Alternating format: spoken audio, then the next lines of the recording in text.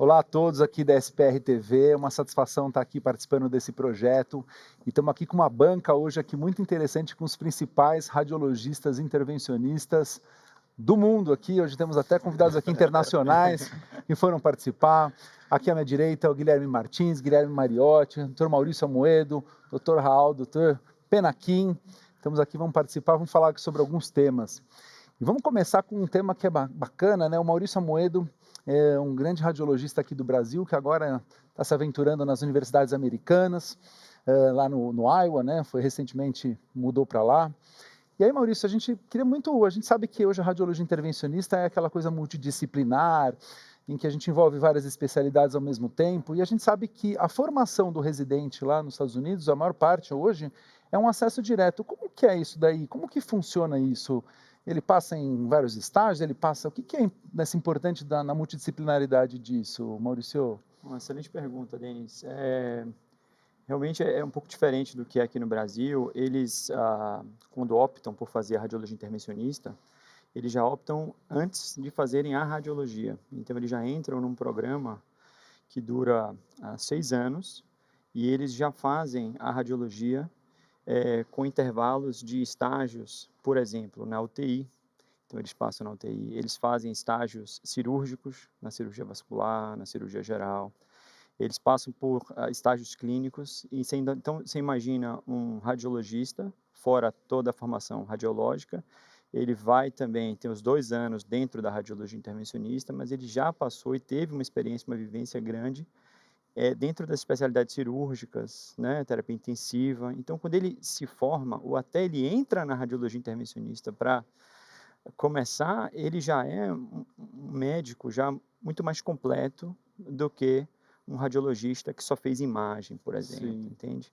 Então, eu vejo isso como um ponto bastante positivo na formação deles, e eu percebo que essa experiência que eles trazem ajuda muito a gente na conduta dos pacientes. Coisas que a gente teve que aprender na marra, Na né? marra, O Raul teve exatamente. uma experiência boa, que é o primeiro que foi aprender cirurgia de cabeça e pescoço, ou É, quase isso, não é isso, isso, Raul? exatamente, Nos exatamente. precursores, como que foi essa relação aí com cirurgia de cabeça e pescoço, com o E- endócrino, Raul, que é um dos expoentes aí nacionais da ablação de tireoide, e o primeiro a explorar um universo novo que é a cabeça e pescoço, então, né? isso é uma pergunta muito interessante, vai muito na linha, Denis, demais, do que o Maurício aqui falou. Porque eu sempre falo, o pessoal hoje vê a tireoide aí forte, na intervenção, na radiologia, não era assim, né? O pessoal fala, o nicho bom, o Raul escolheu. Não, na verdade, não foi eu que escolhi a tireoide que me escolheu. Eu sempre falo isso, porque eu fui da equipe da doutora Angelita Gama, na época da faculdade, e lá tinha o doutor Anoy Castro Cordeiro, não sei se ele quase foi titular, só não foi porque ele tinha um gênio muito forte. Então o pessoal falava assim, Raul, você que é mais tranquilo, instrumenta com ele lá. Então ele estava me instrumentando, tá, nessa de instrumentar, tal, acabei entrando em 200 cirurgias aí com ele, mais ou menos, durante 5 anos de acadêmico. Raul, me conta como é esse impacto aí de você mergulhar nessa cabeça e pescoço, como que você acabou beneficiando ou desenvolvendo essa técnica de deixar isso mais acessível para os pacientes? Esse Como? já foi um caminho natural, uma coisa que eu falo, eu acho que todos vocês comunham disso, né? Mas a gente comenta com os outros radiologistas também, eu acho que a gente tem que mudar esse mindset de ficar aguardando o paciente cair no colo, né? Então, no meu entendimento, e como tireoide é uma doença bastante prevalente, assim como outras, né? Com próstata, com mama, com várias coisas, né? Então, os pacientes têm dúvidas, né? O paciente vai fazer consulta, um fala uma coisa, às vezes vai operar, não fez nem exame de tireoide, TSH, T3, T4, vai operar, né?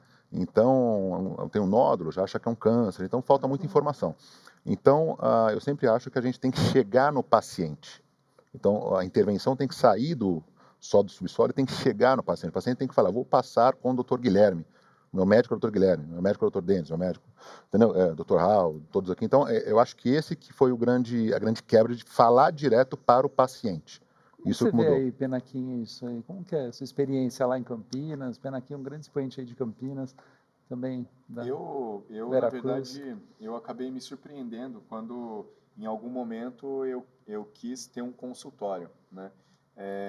Para mim, inicialmente era uma aventura, eu separei um período, e até então eu estava atrelado apenas e somente a hospitais, então os pacientes chegavam para essas instituições e acabava que eu tinha até a minha dúvida com relação ao fato de que qual era a referência daquele paciente ou dos médicos que encaminhavam? Era o hospital ou era eu mesmo, né?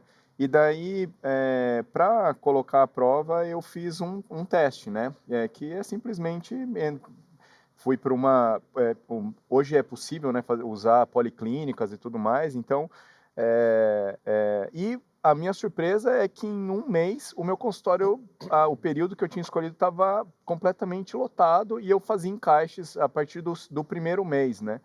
Então, uma coisa que me chamou bastante atenção. A outra coisa foi que em algum momento eu percebi que, independente de qual for o procedimento, o acolhimento do paciente, assim que antes do procedimento você recebe, o paciente conversa a respeito do procedimento num ambiente adequado, é totalmente diferente, tá?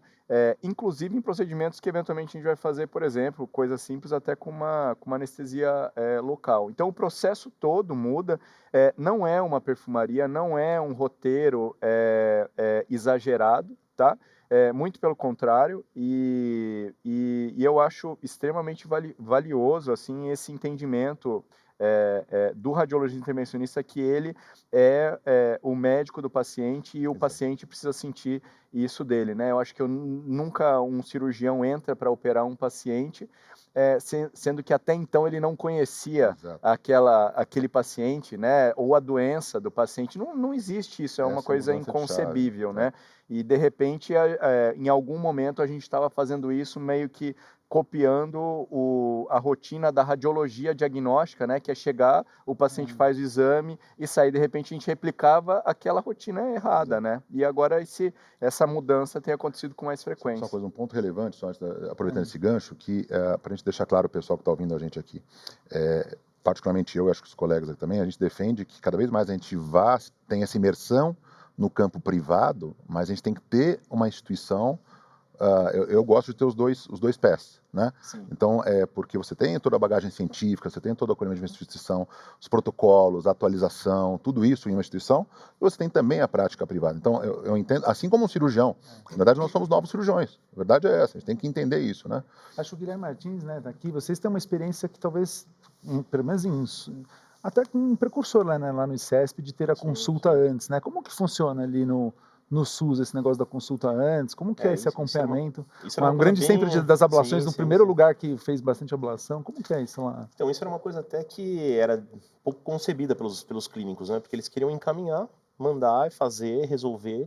Muitas vezes eles ligavam para a gente, tá com consulta, tá com um procedimento marcado para amanhã. E, na verdade, era consulta. Porque eles não tinham esse entendimento de que o paciente precisaria passar por uma orientação, entender qual que era o procedimento que ia ser realizado, para aí sim a gente fazer o agendamento. Até porque envolve muita coisa, né? E o que eu acho, até usando um pouquinho essa linha do que estava sendo colocado, eu acho que teve uma transição não só da intervenção, mas da radiologia, né?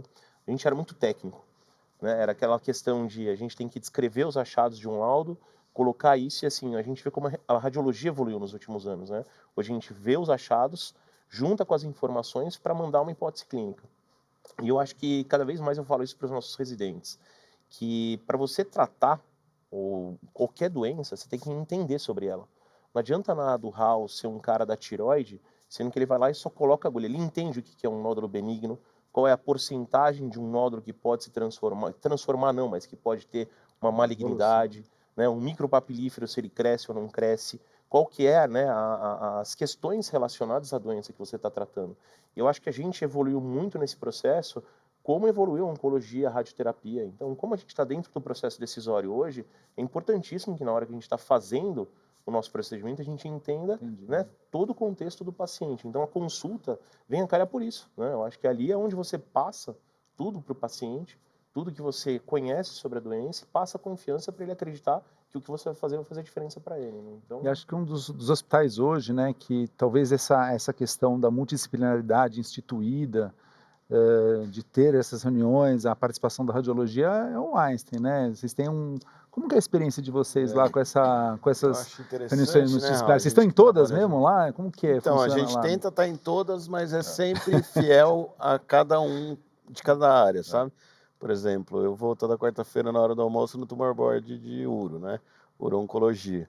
Então, eu acho que é importante você, o urologista ou o oncologista, quando ele está lá atendendo um paciente, ele ter uma referência, né? Ele falou, estou precisando marcar um linfonodo, uma coisa que a gente foi desenvolvendo ao longo de discussões, né? Um belo dia, um urologista que opera bastante foi lá e retirou um linfonodo achando que era positivo, né? Depois do PSMA, que foi um grande advento aí nas recidivas bioquímicas pós-prostatectomias, né? Então, acham pequenos linfonodos que a gente, por exame, já sabe que é alta probabilidade de malignidade, de recidiva, e ele ia lá, operou e não achou nada. Ele foi conversar com a gente, né? Falou, poxa, minha prática está sendo impeditiva porque começam a aparecer achados e eu não tenho como operar. E aí que entra essa multidisciplinaridade, esse bate-papo importante, que você fala, pô, para nós é a coisa mais simples, colocar uma agulha pela tomografia, a gente sabe aonde que está o alvo, e aí fomos desenvolvendo vários tipos de marcadores e tal, e é um exemplo clássico de como um bom diálogo e uma interação de qualidades e perspectivas tecnológicas, etc., pode evoluir, né? Então, isso vale para ablação de rim, vale para agora os novos procedimentos de próstata, né? Como que é lá nos Estados Unidos, Amoedo? Vocês participam de muitos, tem board de uro, de onco, vocês participam de todos? Como que funciona essa dinâmica ali na universidade americana que você está lá? Não é muito diferente do Brasil. A gente tem todos os tumor boards também, como o Guilherme falou, cada um na sua área específica fica fidelizado àquele, mas todo mundo pode participar de todos. E a gente tem praticamente todas as áreas, todos os dias, quase, né? Então a gente tem que se dividir. Tem o do hepatobílio pancreático, tem o das anomalias vasculares, tem o da uro-onco, tem o do tórax, tem o da gineco.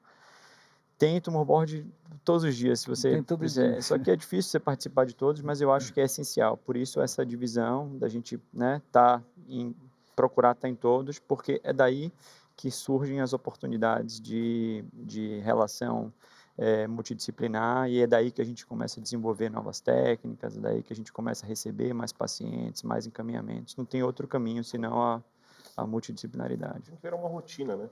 Eu acho que isso que a gente às vezes tem essa dificuldade, né? Mas é a questão do hábito, né? Você vai, os caras começam, no começo às vezes até te olham ali meio, né? Quem é esse cara aí, né? Aí depois, a hora que você começa, a hora que você começa e mostra esse desenvolvimento, entende do que você está falando, sabe qual é a evolução da doença, entende um pouco do fluxograma de tratamento, né? Você torna uma rotina e começam a valorizar o que você fala, e aí que é o que o Maurício falou, as oportunidades surgem. Um ponto importante que eu acho que a gente tem que passar também, principalmente para o jovem radiologista, para o jovem médico que está agora, é que essa mudança de mindset que nós tivemos nos últimos 5, 8 anos, né, que nosso grupo praticamente teve aqui, é muito menos confortável. Sim. Porque a radiologia antigamente era muito confortável, né? Quer dizer, você chegar numa sala, tinha um ticket era diferente de hoje, né? Você tinha menos médicos, você fica na sala ali, vou laudar, vou fazer um procedimento e vou embora, né? A intervenção era confortável. Intervenção. A gente tinha uma agenda montada. Exato. Então você chegar, fazer seu procedimento e tchau. Então assim, particularmente não vejo isso como assim, quem quiser ter sucesso hoje na radiologia, na intervenção, em tudo, né? Você tem que mergulhar, né? Porque o cirurgião, ele aprende muito facilmente fazendo os procedimentos. Aprende a fazer. Só que ele já domina a parte clínica, ele sabe como atender bem o paciente, ele sabe fazer o pós-venda. Pós-venda. Você fez o procedimento, você está vendendo o procedimento também. E o pós-venda? É igual o carro, né? De alguma maneira Você comprou o carro e aí depois o cara que fala com você não consegue. Então, todo esse conjunto, o cirurgião já domina. Então, se nós não formos para isso, se nós não dominarmos a parte clínica, se nós não falarmos com propriedade, se nós não formos para a parte científica, publicarmos, hoje aquele negócio, né? Quem não publica não existe na medicina. Então, tudo isso é, em tese, desconfortável, né? Você tem que sair da sua zona de conforto, só que é necessário. Então, se o pessoal está vendo a gente aqui, eu quero, né, fazer tal, não sei o que. Sorry, foi interessante, né? até ontem teve um tema livre aqui que apresentaram, que falou sobre isso, o motivo pelo qual as pessoas, os radiologistas, acabam se interessando por radiologia intervencionista.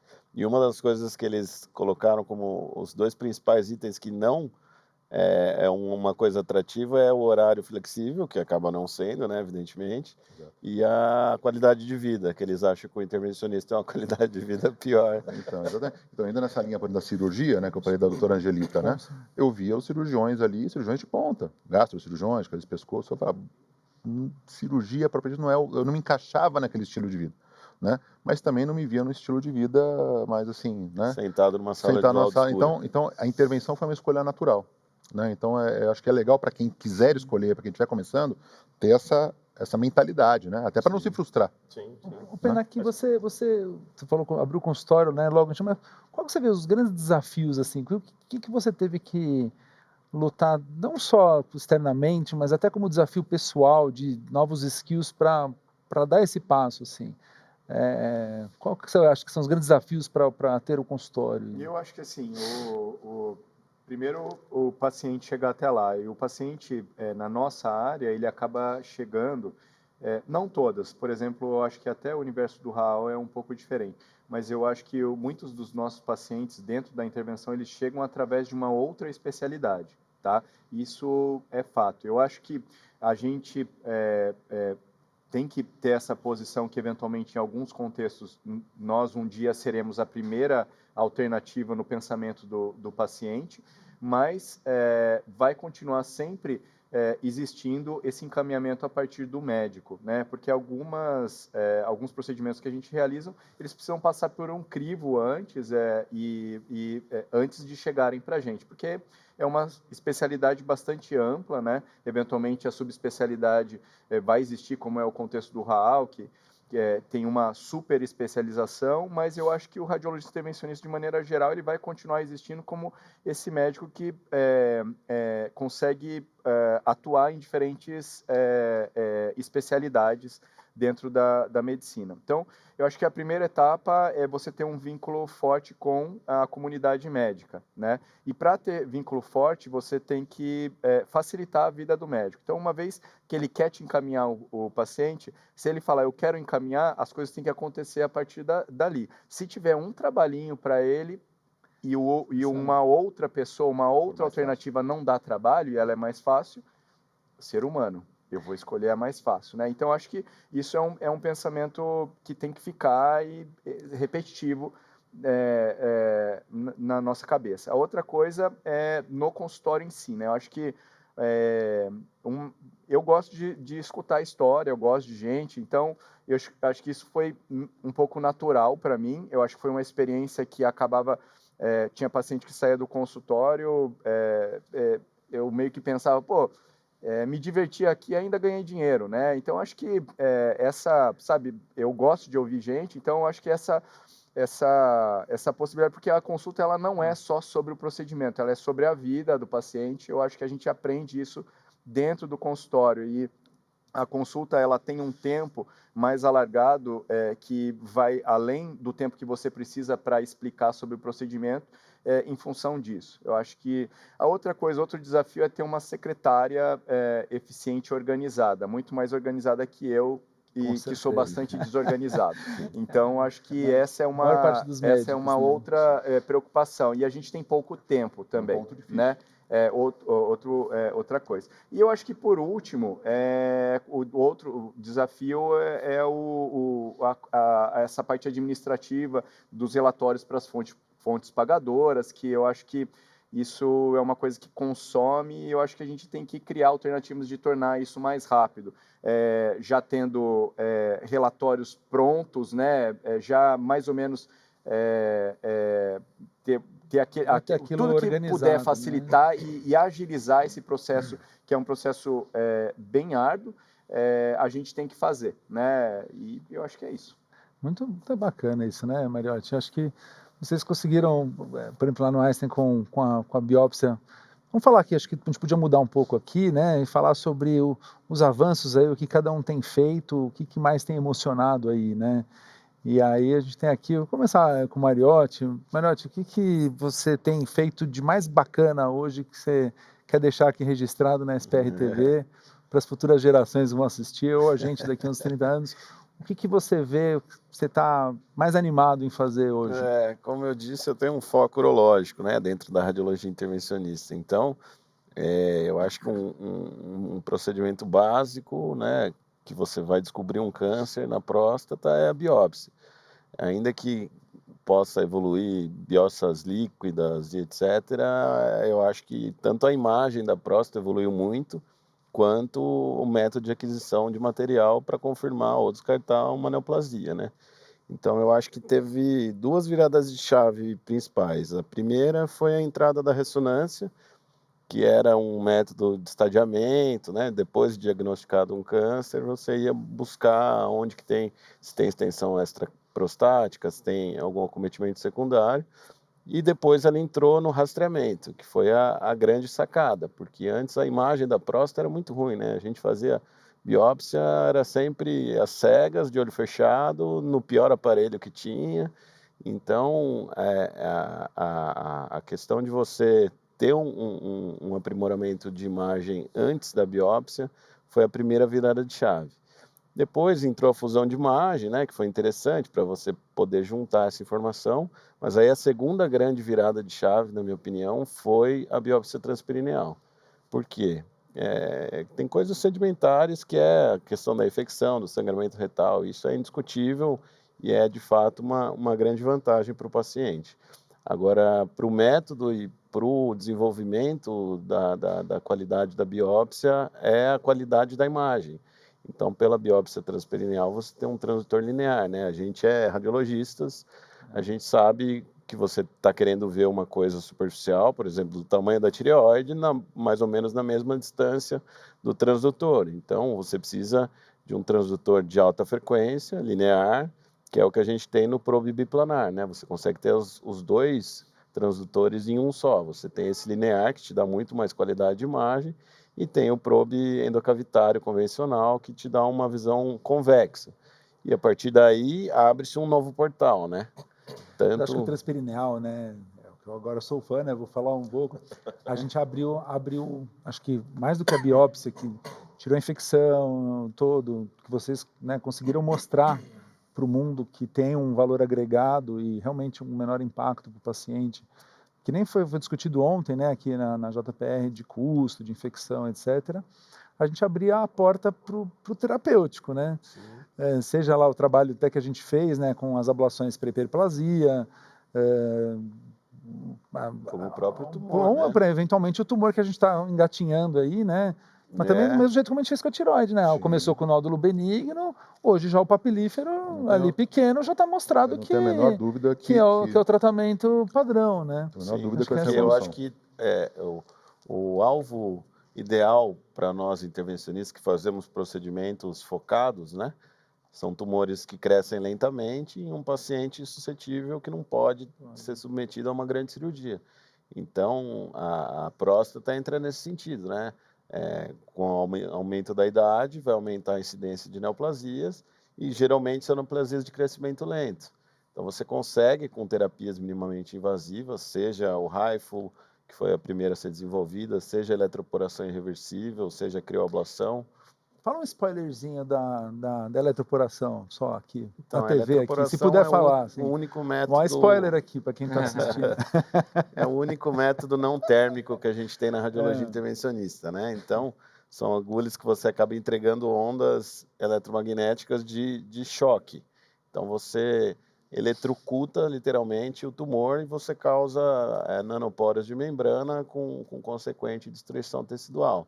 Então, né, a gente sabe que mesmo com os avanços na cirurgia robótica, né, que evoluiu muito na urologia, ainda tem taxas não desprezíveis de incontinência e impotência sexual, né? Então, o paciente, por mais idoso que ele esteja, e tem muitos que nem estão tão idosos assim, ele não quer ficar incontinente e impotente.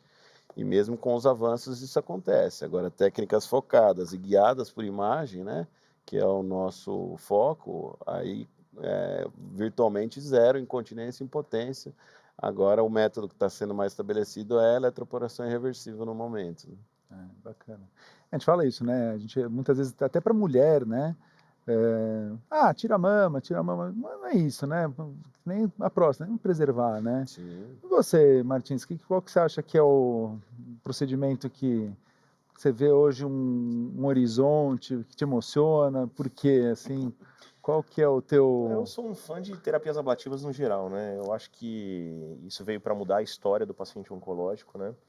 E acabei de vir até do congresso do SCIO e é impressionante o que a gente tem conseguido fazer e propor, né? Tem um dado muito interessante que lá atrás, né, quando a gente tinha esse diagnóstico de câncer, parecia uma, né, já uma sentença de morte, né? Sim. E hoje a gente está conseguindo curar próximo de quase 70% dos pacientes, um dado até americano esse, não sei se o Maurício consegue me corrigir, mas 70% dos pacientes que têm um diagnóstico de câncer hoje, eles conseguem evoluir para a cura, né? Então, e aí tem esses outros 30%, que eu acho que hoje é o grande debate, e que eu acho que tanto nesses 30% quanto nesses 70%, a intervenção ela foi um dos grandes, né,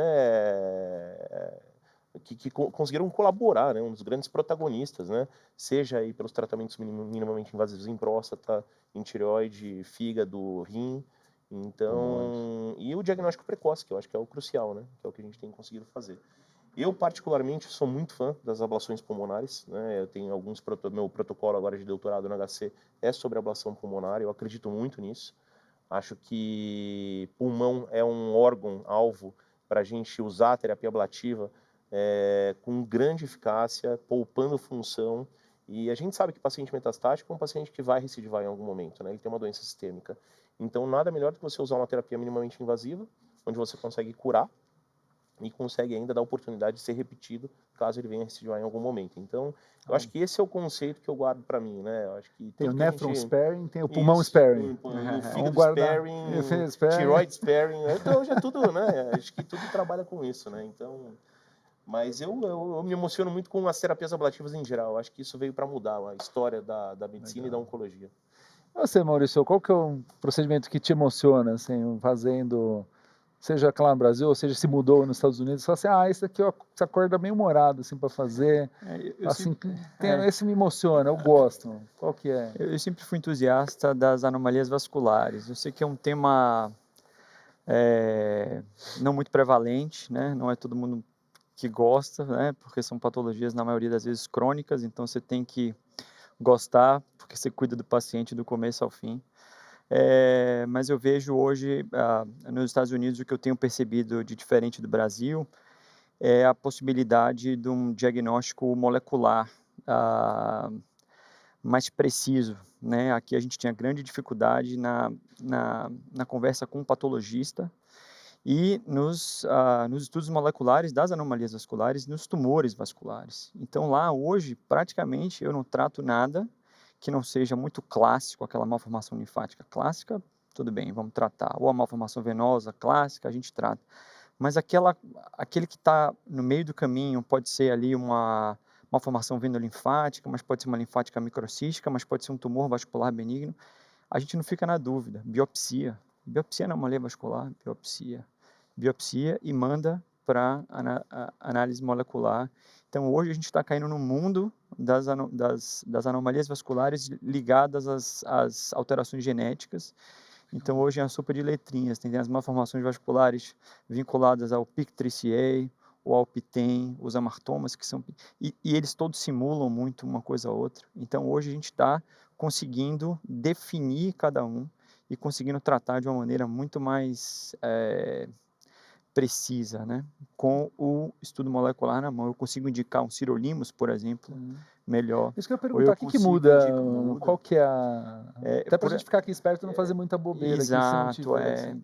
O que eu via alguns anos atrás Aprender, era uma né? aquelas... Vamos aproveitar. O que eu quando via, for isso, não faz isso. Fala o que eu via muitos anos atrás era o seguinte, a gente estava acostumado com aquelas 4, né? Ou era arteriovenosa, que era alto fluxo, ou as de baixo fluxo, eram as linfáticas, venosas, os venolinfáticos.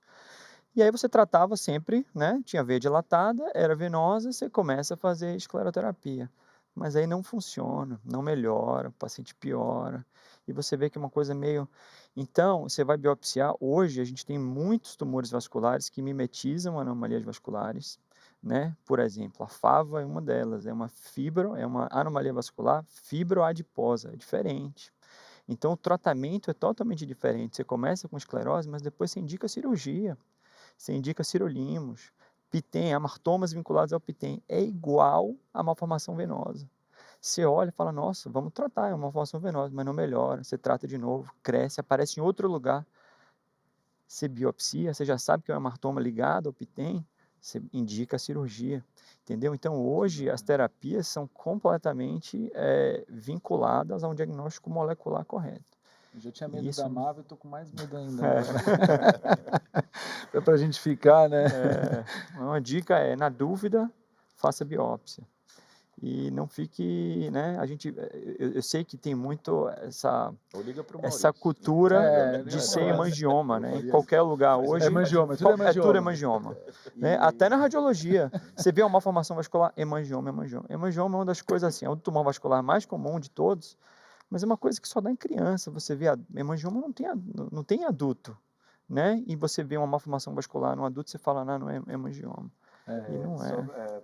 Falou do sirolimus, só fala rapidamente, você acompanha esses pacientes depois? Você trata, faz esse tratamento medicamentoso? Porque é uma ampliação do universo da radiologia intervencionista, né? A gente sempre tem os parceiros, a gente fala muito de multidisciplinaridade, e dos tumor boards em anomalias vasculares, que hoje são cada vez mais comuns, e não é uma coisa dos Estados Unidos. Aqui em São Paulo, a gente tinha tumor boards muito fortes em anomalia vascular. E hoje quem acompanha esses pacientes, a maioria são pediátricos, é o hematologista, porque o sirolimus, por exemplo, ele é um imunossupressor, e aí tem várias consequências, você precisa dosar todo o perfil imunológico do paciente mensalmente, então você precisa ver como é que estão todas as taxas imunológicas, etc. E aí é óbvio que foge um pouquinho do escopo do intervencionista, e é super importante você ter os seus parceiros que tratam contigo, tanto para receber como para você encaminhar, e eu acho que isso é uma diferença grande. E aí, já no gancho voltando para a multidisciplinaridade, eu acho que o tumor board muda quando o intervencionista leva o seu paciente também para lá. Você percebe isso? Com Aí certeza. mudou, você Com faz certeza. parte do tumor board, você não é aquele cara que fica no cantinho e só recebe e dá opinião, não, você leva o seu paciente, você fala, não, eu gostaria de discutir um caso porque eu acho que esse paciente tem indicação de sirolimus, você trata ele para mim? Não, trato, a biópsia foi essa, a indicação é essa. Então isso é muito legal. Ô, Raul, eu não vou nem te perguntar, né, Raul, qual que é o procedimento que mais te emociona? Seria uma surpresa se falasse tireoide? Mas eu queria te fazer uma pergunta. Lógico, você fala que é o da tireoide, e o que você vê assim das diretrizes de futuro, assim, das novas possibilidades? Essa é uma pergunta o que excelente. Você vê aí para Olha, o futuro da Isso tireoide? realmente é um ponto que eu gosto muito de versar sobre, porque começamos com as terapias ablativas em nódulos benignos sintomáticos, efeito estético, compressão traqueal, né? Aquele paciente que escondia o pescoço, né? Evoluímos para os nódulos quentes, acabamos de publicar agora a maior casuística mundial em tratamento de Plummer do mundo. É a única casuística que nós temos maior que a Coreia do Sul. Né? Então, são mais de 90 casos, 66 são brasileiros, 61 são nossos. Então, na Thyroid, né, que é a revista de sonho de consumo de todo mundo que lida com tireoide. Então, para mim, não tem terapia melhor hoje. O que você tem de opção? Né? Você tem iodoterapia, você tem o tapazol, tem a tiroidectomia parcial, né? Se for em mim, eu quero uma ablação, bem feita, logicamente. Os carcinomas papilíferos, né? Quer dizer, tem vigilância ativa, que eu acho que em termos populacionais tem muito seu valor, e nós temos grandes nomes aqui no Brasil, alguns amigos pessoais que a gente encontra sempre em congressos, né? Tem a questão da cirurgia, primeiro tiroidectomia total, parcial, né? Agora, se você tem um nódulo hoje, um carcinoma papilífero, de até 1 centímetro, não calcificado ou pouco calcificado, bem localizado no meio da glândula, com possibilidade de confecção de margens ablativas, né? Assim, que você realmente mapeou e não tem linfonodos ali suspeitos, né? Porque acontece do cirurgião também operar e não encontrar nenhum linfonodo. E depois o cirurgião não fala assim, ó, tchau, teu log Benson. O que ele fala? Você vai voltar daqui 1 ano, 2 anos, 3 anos, né? Porque pode estar metástase. Com a gente é a mesma coisa, né? Então, hoje, eu acredito que a gente está num caminho de que esse tipo de tratamento, você fazer cirurgia amanhã, talvez beire a má prática. É muito otimista? Não. Veja, colecistectomia laparoscópica. Eu acredito. Não, colecistectomia.